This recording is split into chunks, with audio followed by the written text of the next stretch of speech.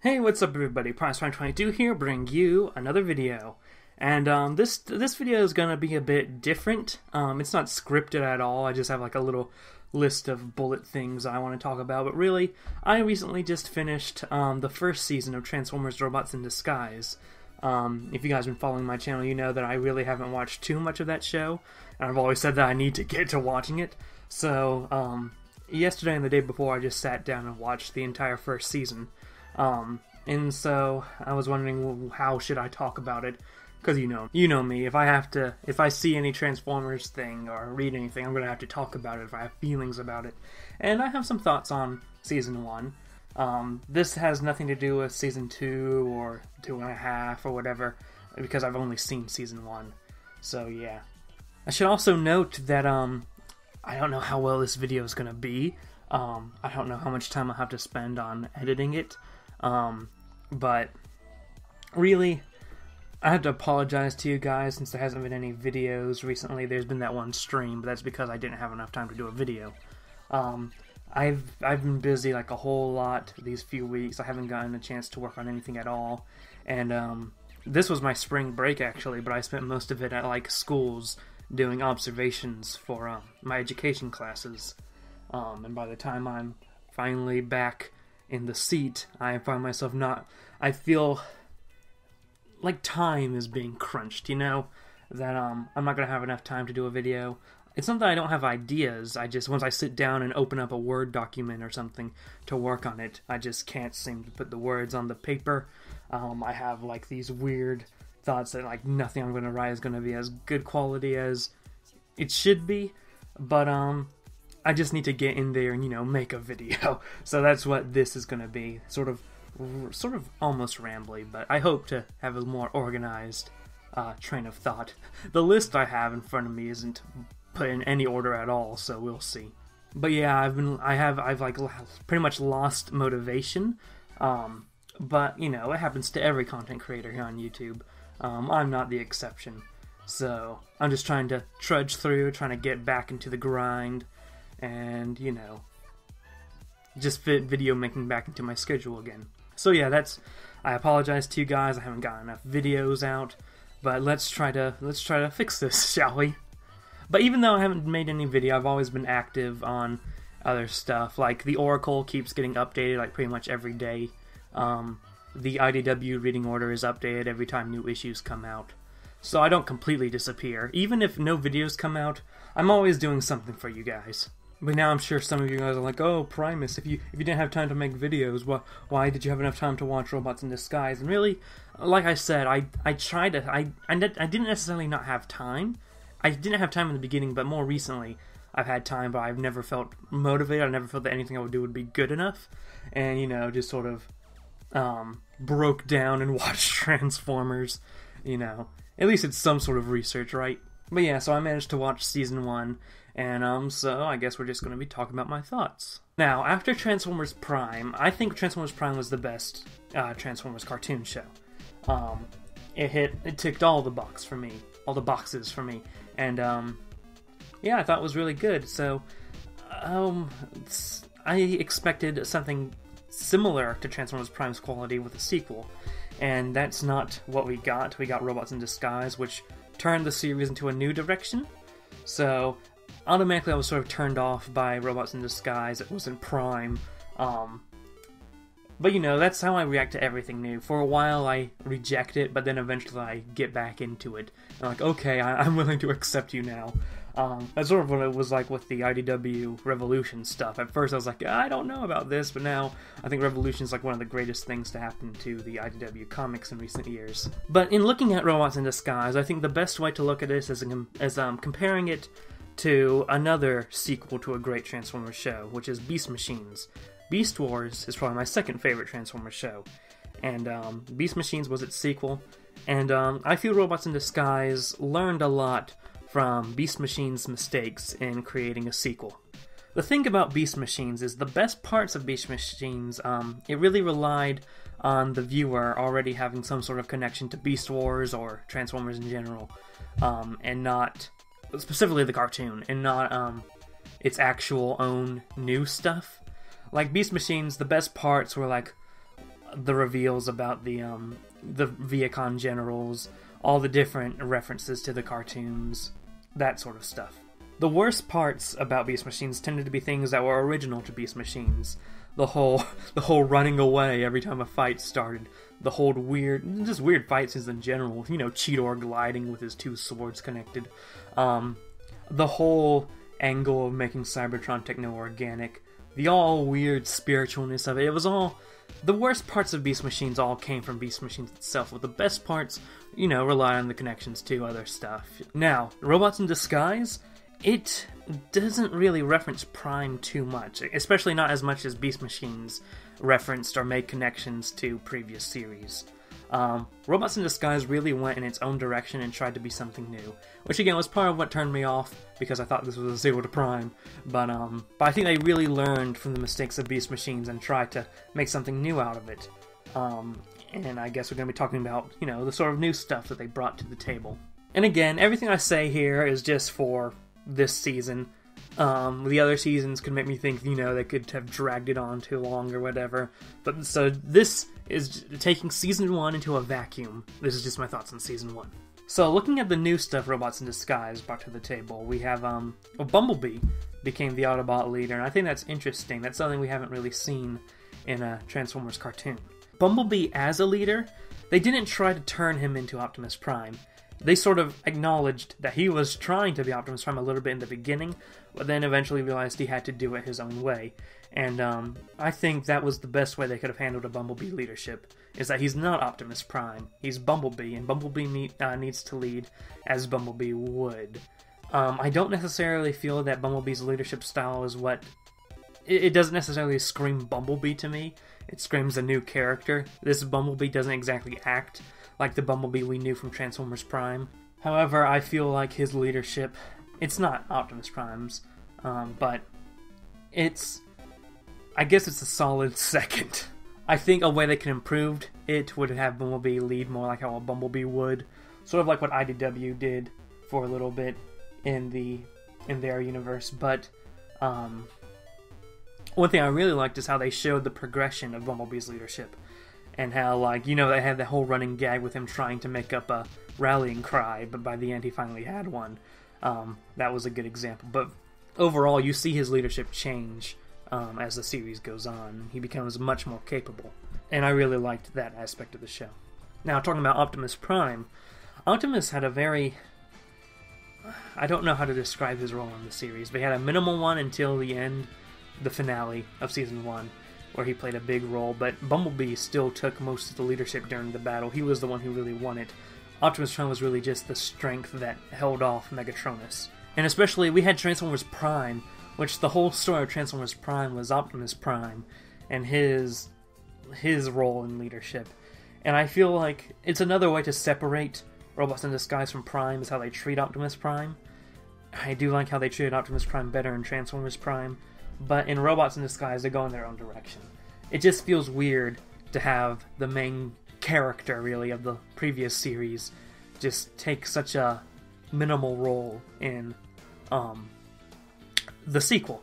And I feel there was a good deconstruction of Optimus's character in that time. Like, the first time we see him in the realm of the Primes being trained by Micronus, how he had to get to the top of the hill. I think that was a very good deconstruction of Optimus Prime's character. And, yeah. Yeah, another thing on Robots in Disguise going in a completely new direction is they had completely new characters. The Autobots and Decepticons were nothing like any other previous Autobot and Decepticon lineup, with the exception of, like, Bumblebee. But even, like, characters that were sort of familiar, like Grimlock and Sideswipe, were really new characters in their own regards. I really didn't like Sideswipe. He's the only character who I really just didn't... I did not like Sideswipe. But Grimlock was really interesting in the whole aspect that, I feel that one episode where he fought against that Dinobot, I felt that was a really good story of how, like, your upbringing or who you are in a community, in a label, doesn't necessarily mean who you are as an individual. Like, he's a Dinobot, he's supposed to smash stuff, at the same time, he's still Grimlock, right? And he has the power to make his own choices. I really like Strongarm. I felt Strongarm was a good character. I think it's important to have a good police-type character in a children's show. because especially with all the media and stuff, the police really get a bad rep. If you listen to the media, you think the police are some sort of like freaking Nazi-style Gestapo thing, but no. My father was a police officer. Police officers aren't bad as the media makes them look. No, I wouldn't even say most of them. Most of them are pretty good, and I think it's important, for a children's show, so kids can know that police are usually their friends. So I really appreciated Strong Arm's role in the series. The humans I really liked. Rusty was definitely a lot more mature, maybe a little bit more mature than he should have been, but he's still mature enough to not get on my nerves. And I really liked, what's his face? Denny. Yeah, Denny. I really liked Denny. It was interesting to see an adult work with the Transformers. That's something we've never really seen before. We've seen it with a limited degree with June Darby, but really, this was the first time we'd seen an adult character, even though he is a bit childish, but an adult character work with the Transformers. With the exception of Rescue Bots, but Rescue Bots is sort of its own little pocket. And I will say that Robots in Disguise felt more connected to Rescue Bots than Prime, just in the sense of feel and mood and atmosphere. Now, in going off the whole new cast of characters, the Decepticons were very different in this show. They all had pretty much all of them had this animal motif with it, and this was really weird. I felt that it was unnecessary. Although, I do think... I'll get back to that. But the animal thing specifically was unnecessary. Not that they're different, but the fact that they all had to be animals I felt was a bit unnecessary. It definitely gave the show a weird feel in the beginning. I didn't like it in the beginning, but really what I felt these whole new Decepticons added to the show and the universe itself is that it gave more information on Transformers lore, more Cybertronian races, really. We learned more about, there's different types of Cybertronians. We have Chompazoids, and, what's the Lupinoid or whatever Steeljaw is. But we have all these characters, we have, different animal-based things, and it doesn't really make sense, honestly. I felt they could have done something different to introduce this diversity into Transformers, but I'm okay with the concept. I really love the concept of adding these whole new races, but it's bad world building to have like all these races, but they never show up until one installment. Like, where are all these different types of Cybertronians in previous installations like War for Cybertron or Transformers Prime? And really, why is everyone on the Alchemor one of these different races? It's very interesting. Moving on to Windblade, I felt she definitely had a good introduction, but I felt that her whole purpose was there to fight Megatronus eventually. But when the actual finale came, she didn't really provide anything that was more valuable than whatever Drift provided. I felt that they could have used Windblade a lot better in the finale, with all the build-up that she had in her first appearance. And speaking of build-up, I felt what Robots in Disguise did really well, that reminded me a lot of Beast Wars, was it set up for future events, future large-scale type things throughout the show. And Beast Wars did it very well too. Just through lines of dialogue, just through the atmosphere, you knew that there was something coming. And Beast Wars had that, and Robots in Disguise really remind me of Beast Wars in that regard. Their filler episodes, I felt that there was like too much filler in Robots in Disguise, but the filler episodes, as episodes themselves, really helped set up and build up to a lot of the events, particularly the finale. You had the whole overarching thing of that Optimus sent the crew there because there was going to be a great evil. I really liked that whole thing. Later on, everything connects. All these, what would normally be like considered a villain of the week character, with the whole Alchemor prisoners, they have their own roles in future episodes beyond their just one-shot appearances. And then it all comes together. The whole Alchemor crash in the first place was because of Megatronus. And really, I felt that was really well done. I will say that the episodes I liked the most were the ones where you had Team B fighting against Steeljaw's pack. Because that's when you had a bunch of Autobots fighting a bunch of Decepticons, and that's when it really felt like Transformers. It's okay to do something fresh and new, but you still have to, don't go completely off the rails. But, like, yeah, that's when it really felt like Transformers, because I get tired of, like, these whole one battles where you had an entire group fighting one Decepticon, and the Decepticon would apparently last enough to last a whole episode. I'm like, throughout the show, I'm like, Bumblebee's the one who killed Megatron that one time, right? And here he is having difficulty with this weird lobster thing while being backed up by this whole team, including a Dinobot. But when it was actual battles between the two units, that's when it felt like Transformers, and that's when I really liked the show. That's another thing I liked. The show was really funny. There were a lot of one-liners that I really actually laughed out loud at. You know, lol. But, I can't think of anything right now, but it was pretty fun. There was a whole Pokédex thing that I thought was interesting. I really think it would be helpful if that whole database on the Decepticons was more informative and more standardized instead of what we got. I felt that you could have done more with that.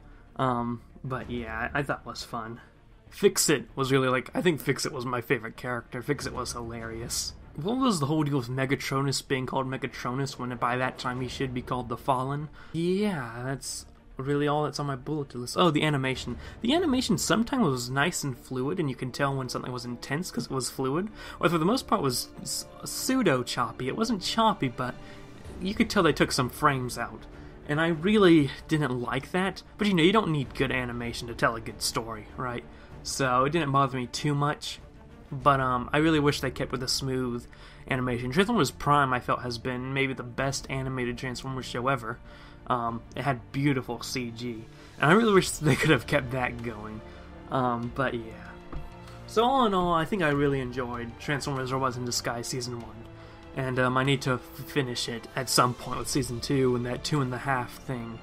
And whenever, if there's a Season 3, I don't keep up if there was a Season 3 or not. But yeah, so if you haven't watched Robots in Disguise yet, I think you should give it a shot, maybe. Especially if you're a Transformers fan, or an Aligned Universe fan. It has its faults, but it's not too hard to look past them. I apologize for the lack of videos again. I've just really lost a lot of time and motivation, but they should be coming out eventually. I'm trying to do more quality over quantity at this point. First, I need to get quality, so... you know Transformers Portal, the whole Russian Transformers thing that's licensed by Hasbro, which makes it canon. Keep an eye out on my second channel. I might have an English subtitled version of that series posted at some point. But yeah, we'll have to see about that. But yeah, thank you guys so much for watching. I hope this video wasn't too rambly. Subscribe if you want to. Follow me on Twitter for updates and memes and whatever else I put on Twitter, dear God. You know, follow me on Tumblr for other memes being reblogged. Go subscribe over to the group channel I'm a part of, Lazy Koalas, if you like games. And there's always going to be a daily upload there for the most part. So, and yeah, I think that wraps it up. So, thank you for watching, and have a good day, ladies and gentlemen. I will change, here's the chance, but I don't know, I'm just scared, unprepared, what can I do? I'm stopping now, I have vowed to stay here patiently, but you're the only reason I'll never make it on my own. Is there a backstory? Are there recurring characters? Is there a lore?